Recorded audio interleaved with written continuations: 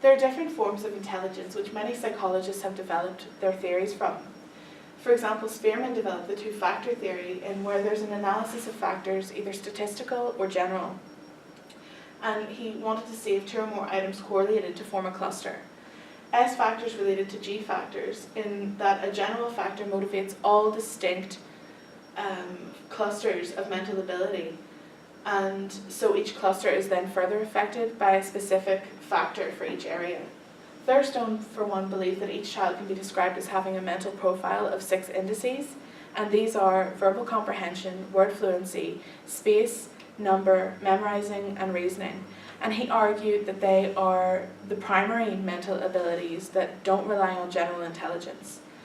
Robert Sternberg believed in the triarchic theory of intelligence, and that intelligence was made up of 3 interacting components. 1 was internal, which is your analytical intelligence. 2 is your external, which is your creative intelligence. And 3, your experiential, which is your practical intelligence. Howard Gardner then believed in the theory of the multiple intelligences, and he believed that there were 8 main categories, as you can see here.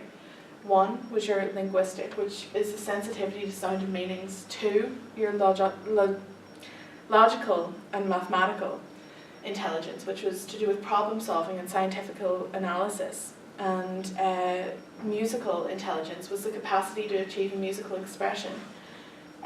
Spatial intelligence was the ability to perceive space, which someone who's spatially intelligent would be an architect. Bodily kinesthetic intelligence would be to do with manipulating the body, and someone who would be really great at this would be an athlete or a dancer. Interpersonal intelligence would be someone who's sensitive to others' emotions, who has empathy for others, someone who would maybe go into being a therapist. Interpersonal intelligence would be someone who had the ability to identify their own weaknesses and their own strengths, and that would be someone who is born to be a leader. And naturalistic intelligence would be someone who understands the patterns and processes of nature.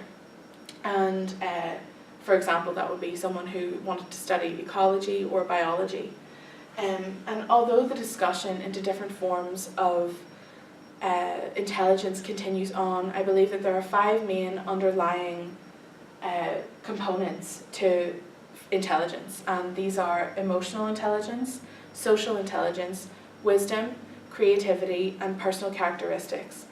And I know I'm glad that the discussion for forms of intelligence is continuing on, because I believe that intelligence isn't just based on your test results.